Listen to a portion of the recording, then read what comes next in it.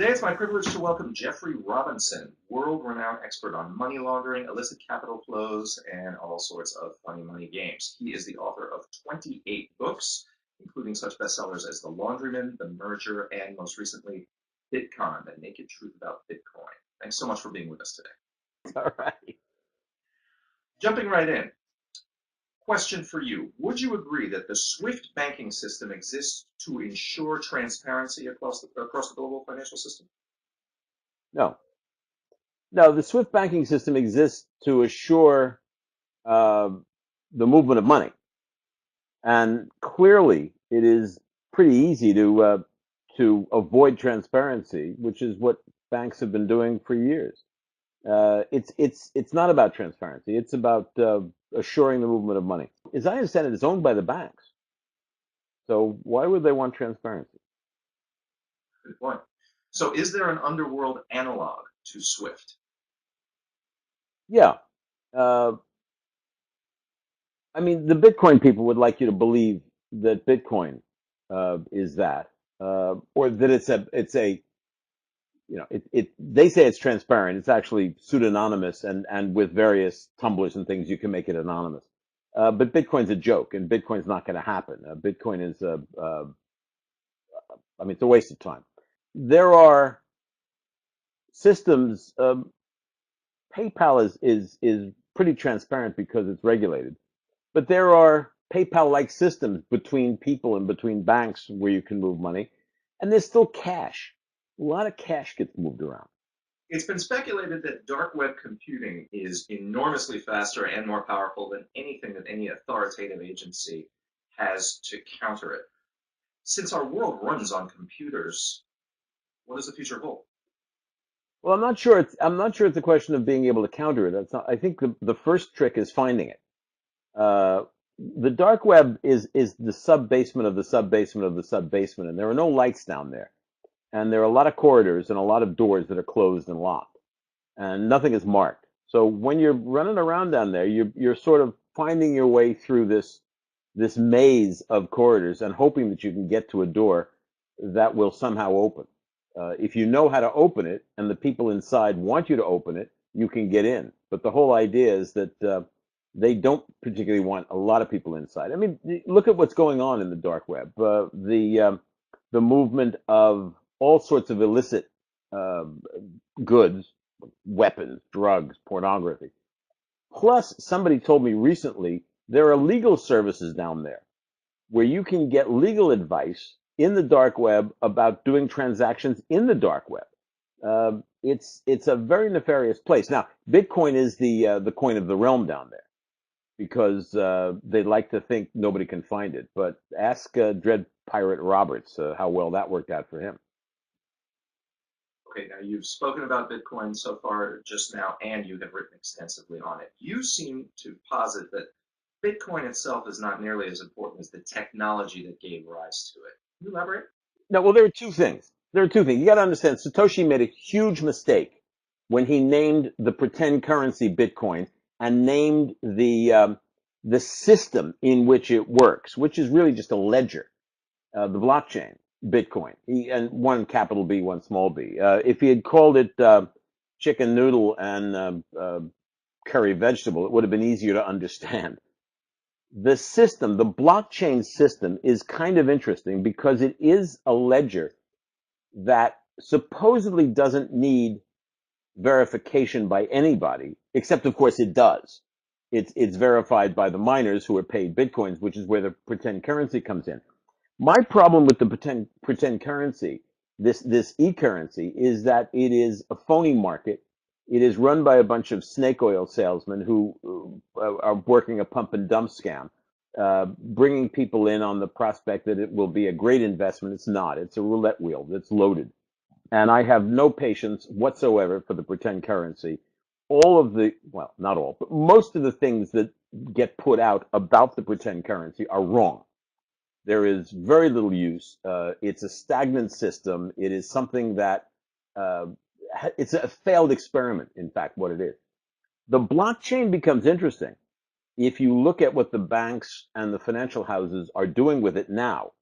They're coming up with closed blockchains and alt blockchains and blockchains that will not use or depend in any way on Bitcoin, the currency. They're trying to cut the miners out. After all, if you're Barclays Bank and I'm Bank of America, and we have transactions going back and forth every day, I trust you and you trust me. And why can't we just put those transactions on a blockchain, and it is a permanent ledger which we can both see? No one else can get in there. But we don't need the third-party verification that supposedly doesn't exist, because Satoshi said this is a system that doesn't use verification, except it does the miners. We don't need the miners. We don't need Bitcoin. We don't need any sort of colored coin. We can simply list it ourselves.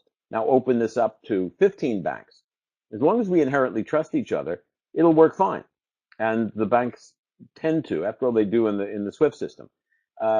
You've got the Nasdaq has been interested in the blockchain, and I spoke to I think he's Danish, or yeah, Danish fellow who's trying to put it together for them. And what they're doing is anything they can to avoid using Bitcoin, the pretend currency. Nobody wants anything to do with this stuff. What they're doing is they're using a colored coin system where they take Bitcoin and reduce it to literally dust, decimal point, I think 7 or 8 of 1 Bitcoin. So it's worthless. And they're transmitting on that, and it will be that is the basis for the verification. It's an interesting system, and a lot of people are getting into it. At this point, though, and I think this is very significant, at this point, there has not been a single Bitcoin-driven blockchain, and I specifically say Bitcoin-driven blockchain, that is up, running, viable, and making a profit. There's no such thing as a Bitcoin blockchain-driven business that's working. And I can't find a single venture capitalist anywhere in the world who has invested in a Bitcoin-driven blockchain who's seen a return on his money. The future is the blockchain without Bitcoin, which I said when I wrote Bitcoin 15 or 18 months ago is what will happen. And the Bitcoin community came down on my head saying, it's impossible, you don't understand a thing. Well, I say to them, that's French, by the way. I wanted to talk about the 1MDB case. One of the things when I wrote Laundrymen, the World Bank and various authorities, the various NGOs were telling me that there was somewhere between 100 and 100 and 300 billion dollars in dirty money circling the globe looking to get free. By the time I wrote Merger, which was the sequel to it, about how the gangs were using the money that they were able to launder, the figure was 3 to 5. When I got to The Sink, which was about the offshore world, it was somewhere up around 7 and 8. Now it's probably close to $1 trillion. $1 trillion floating around the world in funds that are looking to be hidden, basically, and looking to avoid scrutiny. But that $1 trillion represents a mere 10% of the hidden wealth in the offshore world. So they're saying now it could be as much as $10 trillion moving around the offshore world, unaccountable, not being in the tax system. That's a lot of money when you consider that what's the M1 figure for the dollar? It's only 10 trillion or 12 trillion, something like that. It's a huge amount of wealth. And once you know how to move this money, you can move it back and forth, do anything you want with it. Unfortunately, the people who could put an end to it, and it's the same thing with money laundering, whether it be drug money or corruption money, which is this.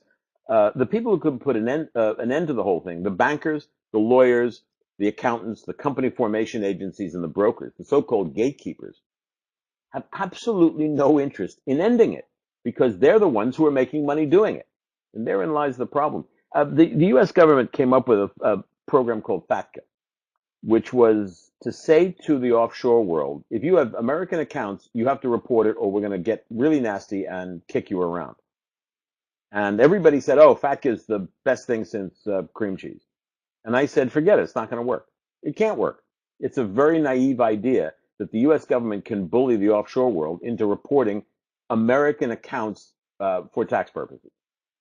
Because the big money isn't in the name of the guy avoiding the taxes. If you want to avoid $1 billion in taxes. If you've got that kind of money and you want to avoid $1 billion in taxes, you can hire some pretty smart lawyers and buy some pretty good shell companies and move money around in such a way that no one will ever find it. What happens with something like FATCA, what happens with any time you're looking for this corruption money or drug money or any sort of hidden money, even if it's, some guy who's hiding his funds offshore because he's getting a divorce, he doesn't want his old lady to find it. Anytime you've got this kind of a situation, it's the little guy who's going to get caught. I mean, if you go to Switzerland and you open an account, the Adam Dunn secret bank account, or in the Caymans, or in the Bahamas, or in Hong Kong, or in any one of I don't know 70 or 80 jurisdictions, they'll report you because they want to be compliant. Why would you call it the Adam Dunn offshore secret account? Why wouldn't you call it the Acme trading account and string it around shell companies all over the world so that nobody can actually follow the money trail? That's what's so nefarious about all of this, that it is so easy to do, and it is being done with the compliance of governments. All right, well, you specified the gatekeepers who are interested in keeping said gates open for illicit fund flows. Now, what about those tasked to actually close the gates? I'm thinking Financial Action Task Force, Interpol, Europol, the actual agencies, the authoritative bodies supposedly charged with policing and shutting these gates. When was the last time they did anything? It's a joke. I mean, FATF, they come up with reports. Every 6 months or 8 months, they come up with a great report. They've accomplished nothing. Nothing. Absolutely nothing. Interpol is a mail drop. Interpol doesn't police anything. And I mean, Europol is simply yet another mail drop for the European police agencies. But who's doing money laundering these days? Who's actually going after it? One of the great sins of the Bush administration, and I don't blame this on George Bush because he was actually against it. I blame it on Dick Cheney and the neocons. After 9/11, the first thing they did, the first thing they wanted to do, was form Homeland Security. Bush was against it. And they took Customs, which used to do great money laundering work, and they put Customs, busted it up for immigration and Customs, and of course ICE became part of that, and they put it in Homeland Security. They also did that with the Secret Service. Huge mistake. I want to ask you about the force that we now call ISIS, because it seems like in a very short period of time, this force, whatever you want to call it, has established its own economy within its own territories, including its own currency. So I'd like to ask you, at what point does a so-called non-state actor cross the line and actually become recognized as a state one? ISIS is not the first non-state actor we've ever seen. What do you think the Cali cartel was, or the Medellin cartel? What do you think the Sinaloa cartel in Mexico, or the Tijuana bunch? They're all non-state actors in a very big way. They control a huge amount of the economy. What you had when 9/11 happened, I was very vocal about Al Qaeda, and I was saying that Al Qaeda doesn't actually exist. What Al Qaeda did was to finance a couple of things like the original bombings of the Twin Towers in, I think it was 93. But the financing of the terrorist act, and these earbuds are driving me nuts. The financing of the terrorist acts of 9/11 was a one-off thing that Al Qaeda did, and then they got really smart. Osama bin Laden and his legacy is that he franchised terrorism. So what Osama bin Laden did was he franchised Al Qaeda the battle cry, so that any idiot anywhere in the world could blow something up and yell Al Qaeda, and that was pretty good. ISIS is different in that they do finance their own theft, rape, pillage, and the battlegrounds where they're trying to form this caliphate. The ISIS game, however, is certainly one where if you want to interrupt the terrorism, absolutely you should be able to get to the money, which is the oil fields. Our own allies, Turkey in particular, is awash with this illegitimate oil. Well, you stop that, you cut off those oil fields, you cut off the income producing assets that they've got, and you can bankrupt them. But no one seems to be doing that. We learned that lesson with the drug cartels. which is how the whole money laundering thing came about. But ISIS, as a terrorist organization, doesn't need to launder money. They're a cash business. But ISIS, as this caliphate, is trying very hard to move money and get money around the world so that they can do other things with it. The terrorist organizations like Al Qaeda never laundered money. They didn't have to. Theirs was a cash business. Jeffrey, that's all we have time for today. I thank you once again for being with us. My pleasure. And I hate these earbuds.